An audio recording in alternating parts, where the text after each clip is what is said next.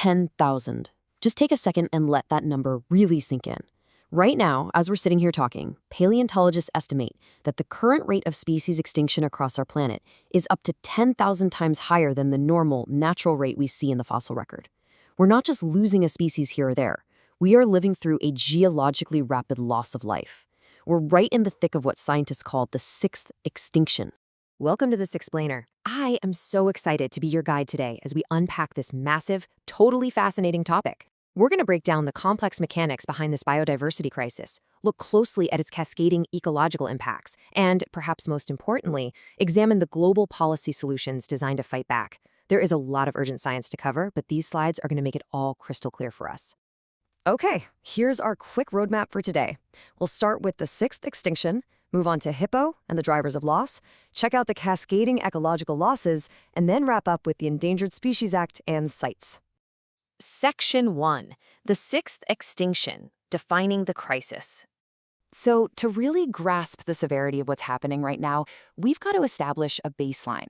Scientists call this the background extinction rate. It's basically the natural rate of species loss when there aren't any huge planetary catastrophes going on. Looking at the fossil record, this baseline is roughly 1 extinction per million species per year. But remember that number 10,000 from the beginning? That is how far we've drifted from this baseline. Previous mass extinctions were caused by giant asteroids or massive volcanic shifts. Today's crisis, it has a known singular cause, the cumulative impact of just one species, us.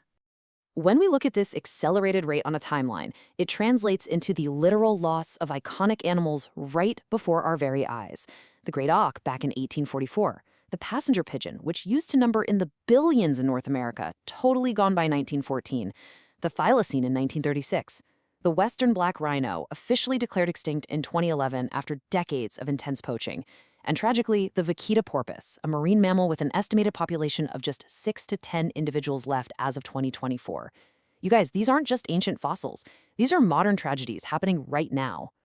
Section 2. HIPPO. Drivers of Loss. The Anthropogenic Causes. Now, you might be wondering what's actually driving this unprecedented loss of life. Well, the legendary biologist E.O. Wilson brilliantly organized the 5 main drivers of extinction into a super memorable acronym, HIPPO. And he didn't just throw these together randomly. They're actually ordered roughly by their magnitude of impact today. We've got habitat destruction, invasive species, pollution, population pressure, and overharvesting. Let's zoom in on a couple of these. The H in HIPPO stands for habitat destruction and fragmentation, and it's absolutely the biggest driver here. We're talking forests completely cleared for agriculture and wetlands drained for development. But even if a habitat isn't totally destroyed, just fragmenting it is deadly. It isolates populations, reduces gene flow, and creates these edge effects that favor generalist species while completely killing off the specialists. The scale here is kind of mind-blowing. Human activity has significantly altered roughly 75% of the Earth's land surface and 66% of the ocean.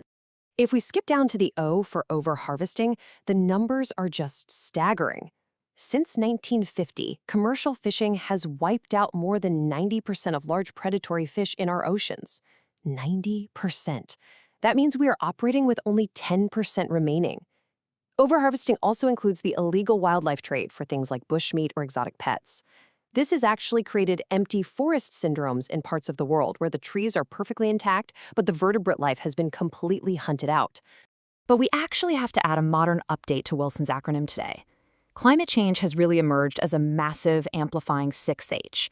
It accelerates range contractions and creates what scientists call phenological mismatches, which is basically misaligning the critical timing between species and the resources they desperately need to survive.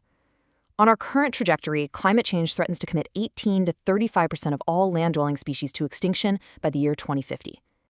Section 3. Cascading Ecological Losses. The Jenga Tower Effect. Species don't just disappear in a vacuum, right? Everything is connected. And to really get that, we need to understand what a keystone species is. This is an organism whose ecological role is completely disproportionate to its actual abundance. Think of it exactly like the crucial middle block in a Jenga tower. It might just be one single block, but if you pull it out, the entire ecological structure above and below it can collapse, completely restructuring the community. This perfectly illustrates a trophic cascade in action. When gray wolves, which are a classic top predator keystone species, were brought back to Yellowstone National Park in 1995, it set off this unbelievable chain reaction. The wolves hunted the elk. The elk then changed their grazing behavior to avoid risky areas. Because the elk moved, the streamside vegetation was actually able to recover. And because the vegetation recovered, beaver habitats were restored, which literally altered the hydrology of the rivers themselves. That is the sheer power of a single species. But hey, keystone species aren't just big top predators like wolves or sea otters. The loss of tiny keystones like native bees and hoverflies directly threatens the literal foundation of our global food webs. Get this, roughly 80% of flowering plant species and a massive 35% of our global food crops rely entirely on insect pollinators. The sixth extinction isn't just a sad list of lost animals, it's the unraveling of the very ecological interactions that human beings depend on to survive. Section 4. The Endangered Species Act, National Defense. Okay, so we've laid out the problem. Now how do we fight back on a national level? Look at this 1973 quote from Congress in the findings of the Endangered Species Act. They declared that species have been rendered extinct as a consequence of economic growth and development untempered by adequate concern. This was a historic paradigm shift in policy. It was a huge conceptual leap that formally recognized the intrinsic, scientific value of ecosystems over completely unchecked economic development. The ESA is widely considered the absolute strongest national conservation law in the world. It mandates science-based listing, completely ignoring economic factors at that stage. It requires critical habitat designation. But perhaps most importantly, it includes a strict prohibition of take, meaning you literally cannot harass, harm, or kill a listed species. And this legally applies even on private land. That is an incredibly powerful tool for protecting these animals. And the best part? The data shows it actually works. Of the roughly 1,900 species currently listed in the U.S., a whopping 99% of them have been saved from extinction since the act was created. We are talking about major, high-profile recovery successes here, like saving the bald eagle and pulling the peregrine falcon back from the brink. Section 5. Sites and Global Trade, International Cooperation. But, as we know, wildlife doesn't exactly respect national borders. That's where CITES comes in. Signed in 1973, the Convention on International Trade in Endangered Species takes a more global approach. It regulates international trade using a highly structured, tiered appendix system, basically graduating regulations based exactly on a species' risk of extinction.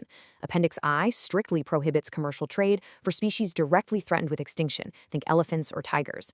Appendix II covers species that aren't quite fully threatened yet, allowing trade but regulating it heavily with strict permits to ensure they survive. Comparing these two side by side really gives us the full picture of conservation law.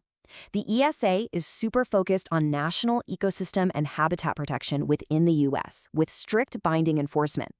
CITES, on the flip side, is this massive international agreement with 184 member parties, focused squarely on global trade. And importantly, it relies entirely on each individual country to pass its own national legislation to actually enforce those rules. Here's the catch, though. While CITES has had some massive wins, like the famous 1989 international ban on the ivory trade, its reliance on individual countries for enforcement makes it really vulnerable.